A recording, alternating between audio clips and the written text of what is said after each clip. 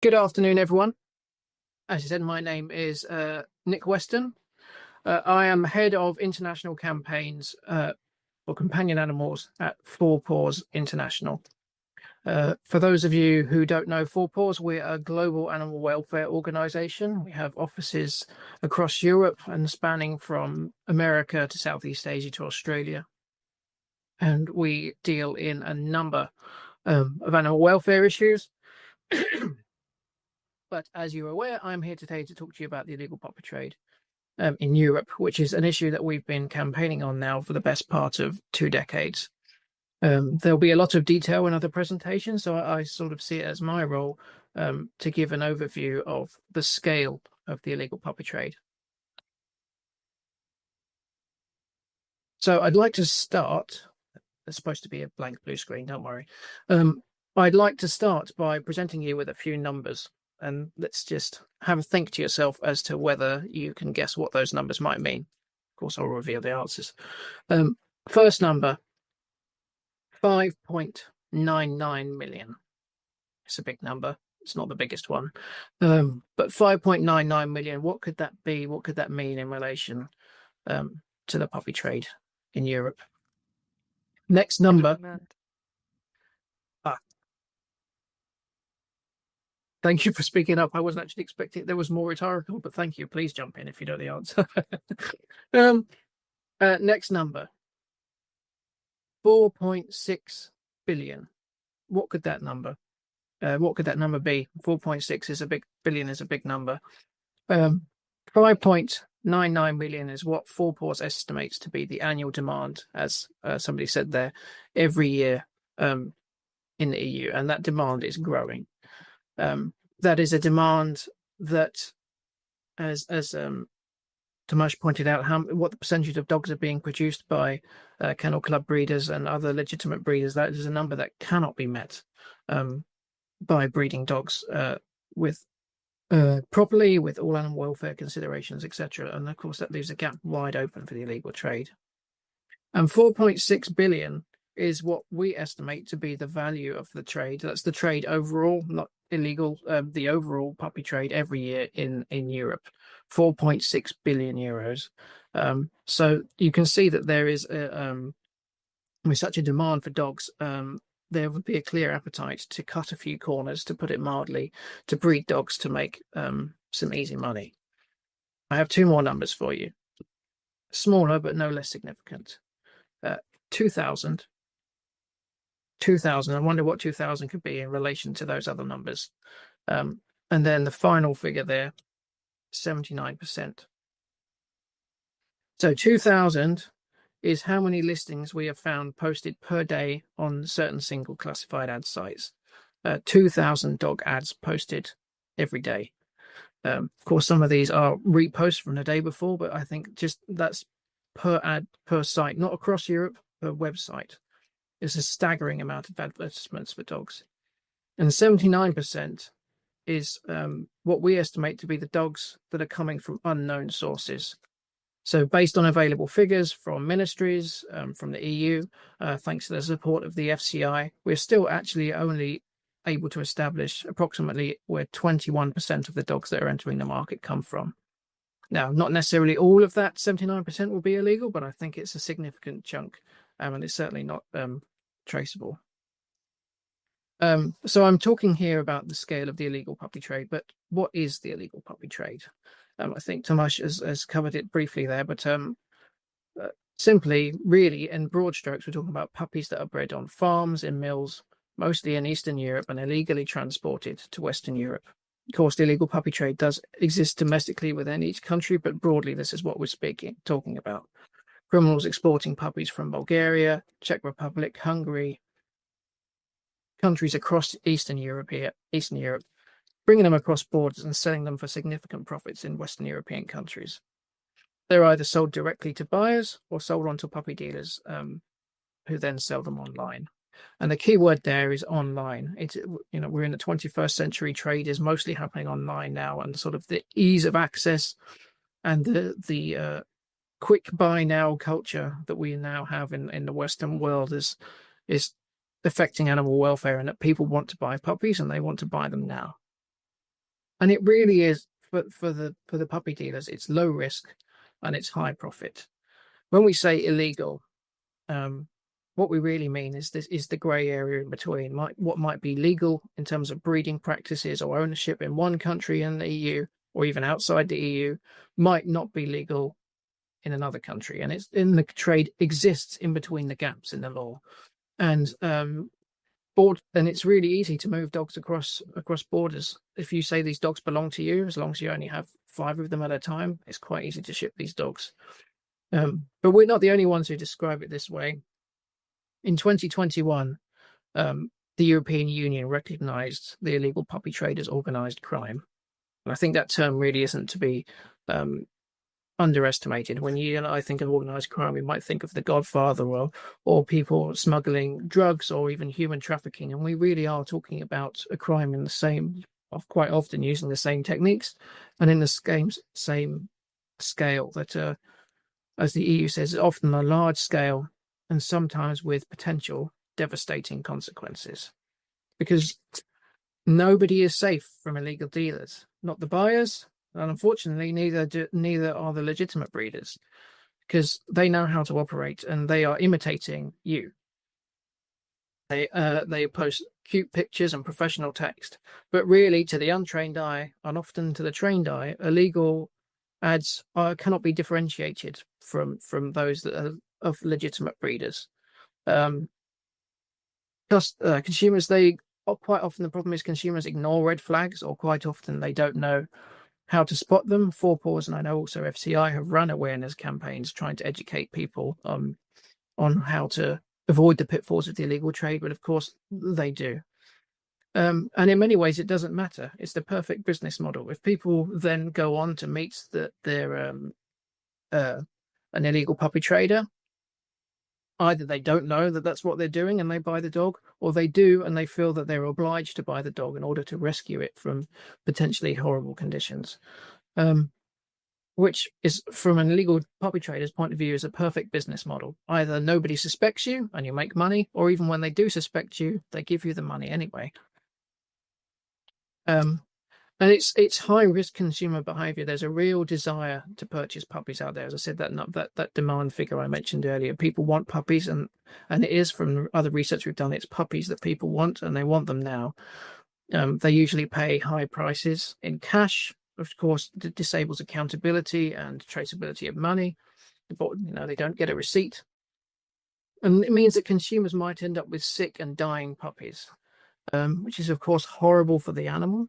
And it's horrible for the buyer as well. They could be pressured into or threatened by sellers to buy them. When they get home and they find a dog that's sick, and they end up with a very high veterinary bills, or even worst case, they have to have their dog put down. We believe that the way to regulate the online trade in many ways is to protect the consumer, protect them from seeing ads from illegal dealers in the first place. And this is a good way to regulate the online trade. We believe that only registered dogs should be advertised by their keepers.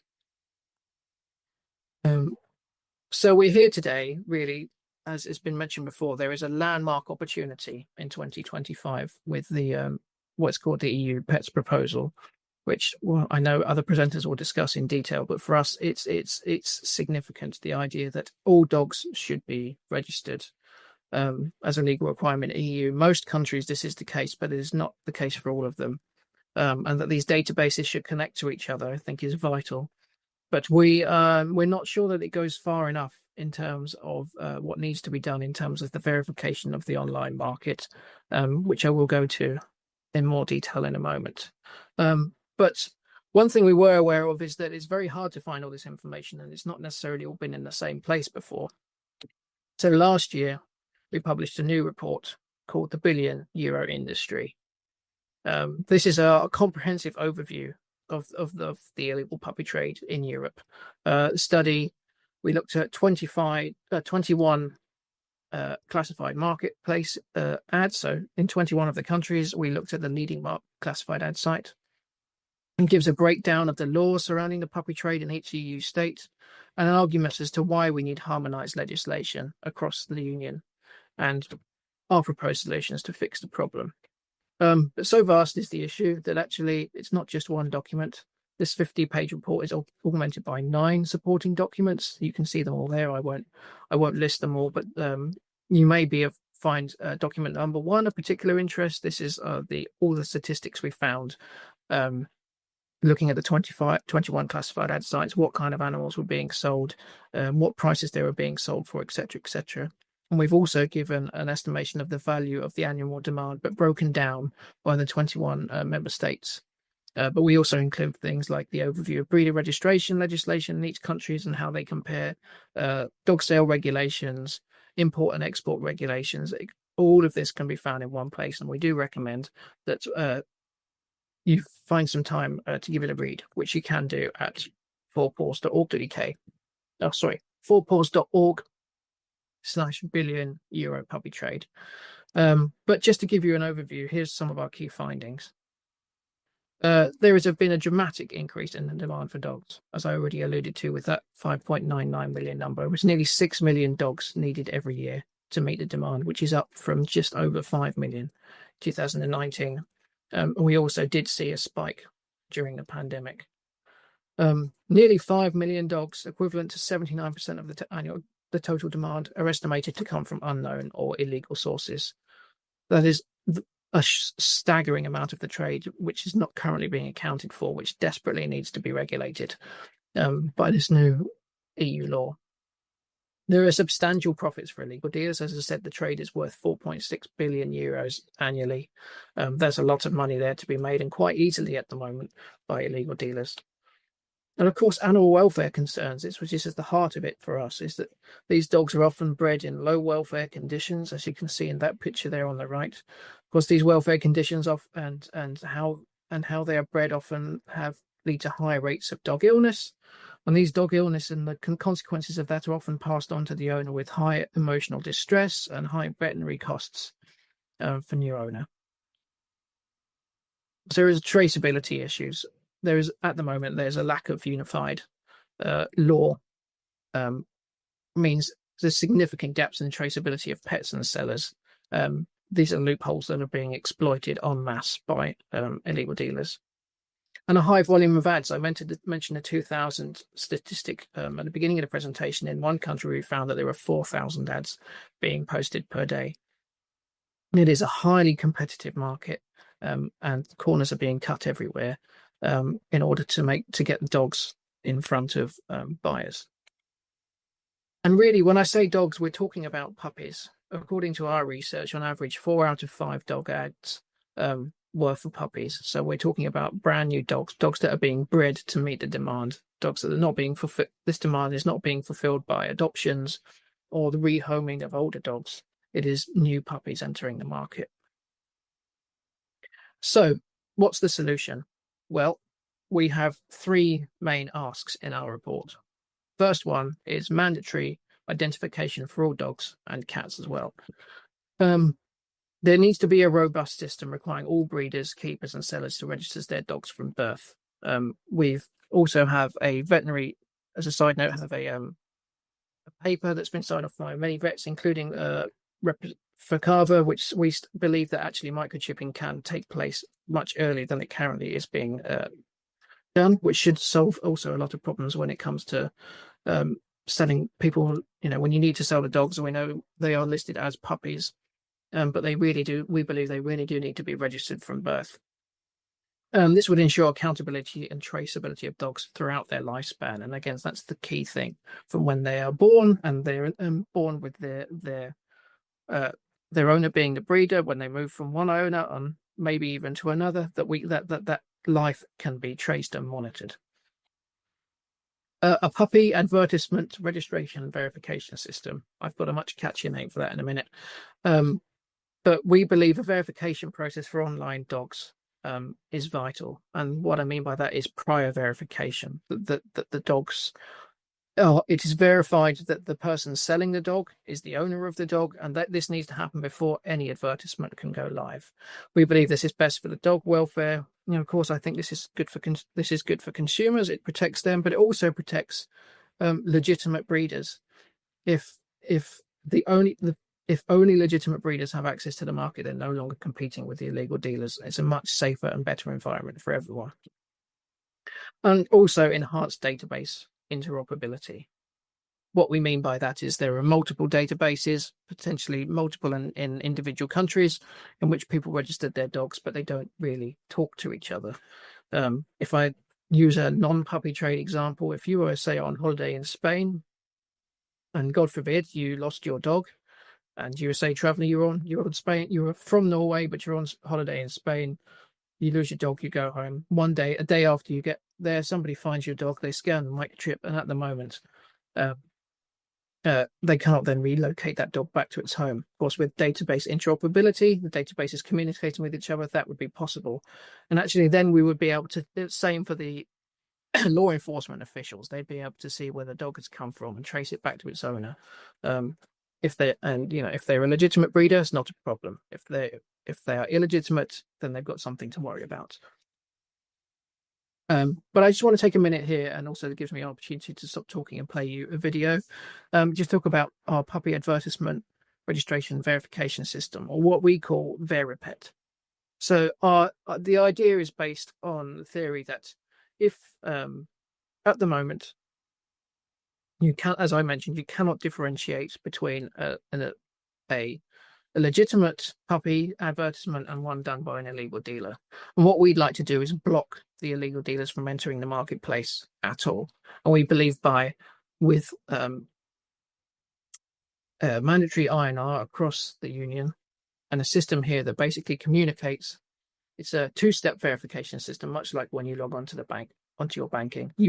Only you can do it, and it's the same. Only you should be able to sell your dog online.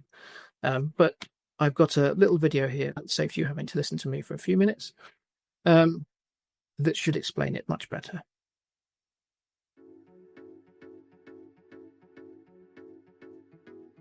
Make the online puppy trade safe and block access to illegal puppy dealers.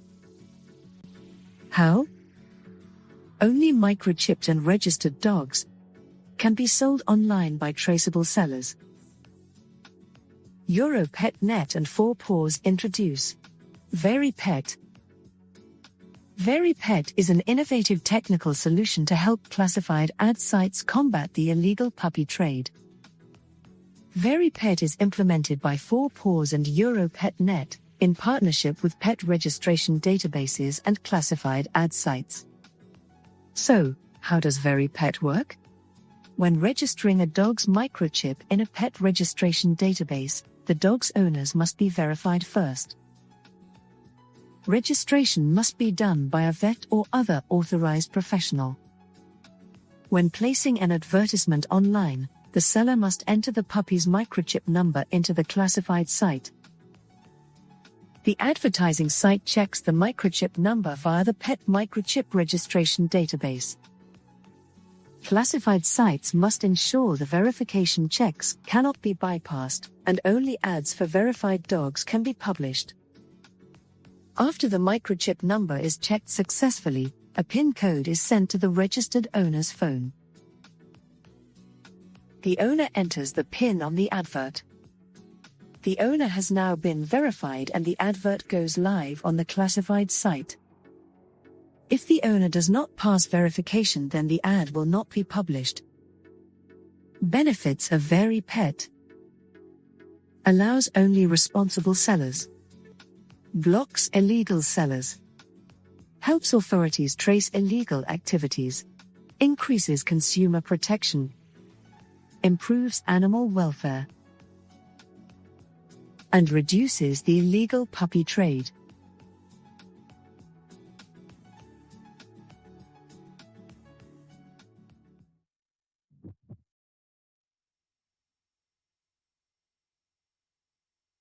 So this is VeriPet.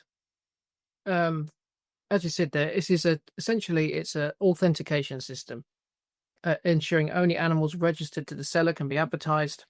So if you are a seller and you are registered, the registered keeper of the dog, which of course I'm sure everyone here is, they submit their microchip number and mobile phone number, which again should both be registered to the owner. Then you receive a one-time passcode to the mobile phone number. You enter that passcode, and then the advertisement goes live. It's a very simple system, but one we think is vital to ending the illegal puppy trade, because if you are not the registered keeper of that dog, if that dog is not registered, if it's not microchipped, you cannot list a dog online, and that's going to be the case for nearly all of the people who are dealing in the illegal trade. It's currently successfully implemented on a website in Ireland, and we've tested it successfully in Switzerland. So we believe this really is a vital part of ending the puppy trade. There is another part of the illegal puppy trade which is often raised with us, and I think something that's worth addressing, and that is what is going on social media. The trade is rampant on social media, and if we're talking about how unregulated it is on classified ad sites, then we're really talking about the Wild West when we talk about social media. Back in 2022, Four Paws did some research, and we found that nearly 40% of people who purchased their dog online found it on social media, mostly on Facebook and Instagram. And more than half of the puppies with health problems were actually advertised on social media. So it's not just that these dogs are being sold in an unregulated way. There are serious animal welfare and consumer concerns as well. So recently, we commissioned an investigation on Facebook in the countries in which we are based. Europe, looking at Facebook groups, Facebook marketplace ads, and Instagram profiles looking for posts from private sellers. Now, I should bear in mind that it is already against Meta, the parent company of Facebook and Instagram. It's already against their policy to sell dogs online, so it shouldn't be happening at all. Well, what we found across these 7 countries was more than 130 Facebook groups featuring unverifiable puppy ads, with a combined audience of over 600,000 members, and further 50 Instagram profiles with 138,000 followers. Now, this should not be allowed on Meta as it stands. However, the enforcement is poor, to put it politely. At the beginning of last year, we reported a sample of these posts to Facebook, and only 2 of them were removed. Nearly all of these were in breach of Meta's policy, and we've reported an additional sample at the end of 2024, and only 3 of which were removed. In fact, and then 1 went back up again afterwards, so you might as well call it 2. We've identified a number of illegal and cruel practices. Clearly illegal private sellers, they're in breach of Meta's rules and are quite often breaching national legislation. There's illegal sellers offering cross-border imports. Quite often they will say they are members of kennel clubs, but there's no verification of this. I'm sure legitimate kennel club members would not be selling their dogs in this way, would not be offering to sell dogs under the minimum age requirement for rabies vaccination, for example, before having them illegally transported across borders. We found cropped ears, dock tails, all sorts of mutilations, ones that are quite often illegal in the country at the point of sale. And for me, what is probably one of the worst examples was these trendy dogs with severe aesthetic changes. This sort of trend that's being driven by social media consumption. That dog there on the left is apparently a French bulldog, although I've never really seen one the like of it. It's quite horrendous, and it's a trend that's being driven by social media, and they use various deception techniques. And the good news is we have already met with Meta, and they have taken this seriously, and we really think there is a lot to be done here. There is EU legislation already in place, and the upcoming pet proposal should do more to curb this trade. But I think that's something we really need to be focusing on in the years to come. But what can we do now? As I've mentioned, 2025 is a vital chance to end the illegal puppy trade with the EU Pets proposal. And I won't go into great detail because as there will be others who will be doing so today. But for us, there is some key questions, really. Who will it protect? Well, of course, most importantly, it will protect dogs. But also, it should protect legitimate breeders. If you're a legitimate breeder, which I'm sure everyone on this call is, then this law will be beneficial not just to the dogs, but you as well, as it should drive away the illegal trade from Europe, making it a much better and more healthy marketplace for legitimate breeders. But we don't think it does enough to protect buyers at the moment. I appreciate that is not the law's primary concern, but I think by protecting buyers, you're protecting breeders and protecting dogs. which I will come to in a second. So, following on for that, how will it protect legitimate breeders? Well, there is an online verification system proposed. However, it is not as robust as the one I have mentioned here in this presentation. At the moment, the verification of the registration of the dogs can be conducted, but as an option, so that it would stand alongside an ad that has not been verified. So it will help protect legitimate breeders in that if you have had your dog advertised, that it will have a nice tick or whatever the system they choose to use is, but you will stand right next to another ad without a tick. And for my money, I don't think consumers will really be able to tell the difference, and a lot of effort would have to go in to make consumers aware. What I think would be much better is our prior verification system that only legitimate breeders and ones that have their dogs registered to them can sell online. Then we don't have to worry about whether the consumer really knows what they're doing or not. We protect them and we protect the dogs and we protect breeders.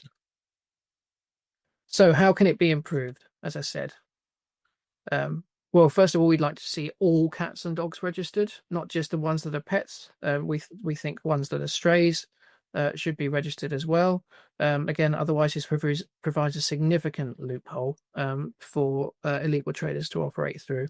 And as I've said, making verification a requirement before advertisements go live. This is better for consumers, breeders, and of course, all of it is better for the animals. So I'm now on to my last slide. I really appreciate you listening to me. I hope this has been informative. So there's only one question left, is how can you help? Well, right now, the Agri Committee, so this is the committee of about 80 MEPs who are drafting the legislation. They're in their final week of making drafts and proposed amendments. You can see the link there where you can find a report is also where you can take action. We're enabling you to contact these committee members and ask for them to make this law as strong as they possibly can. I'll drop a link in the chat as well after I've finished. So please do that. And if you can do that before the end of the week, that will be amazing and can make a significant difference. The other thing you can do is raise awareness of this law change and what needs to be done, raise awareness of what you need to do to inform consumers. And of course, if you have the means, please let the media know. The more media coverage, the more pressure there is on MEPs to do the right thing and make the law as strong as it possibly can be. And the last thing you can do, and don't worry, you don't have to do it now, but as mentioned previously, the law looks like it will be voted on sometime in the summer, June, or maybe even July. Please, between now and then, get in contact with your MEPs and encourage them to vote in favour of this legislation. This can be a landmark year that helps protect sellers, help protect consumers, and of course, most importantly, protects the dogs that we all care so much about. Thank you very much. I really appreciate your time. Thank you for listening, and enjoy the rest of the conference.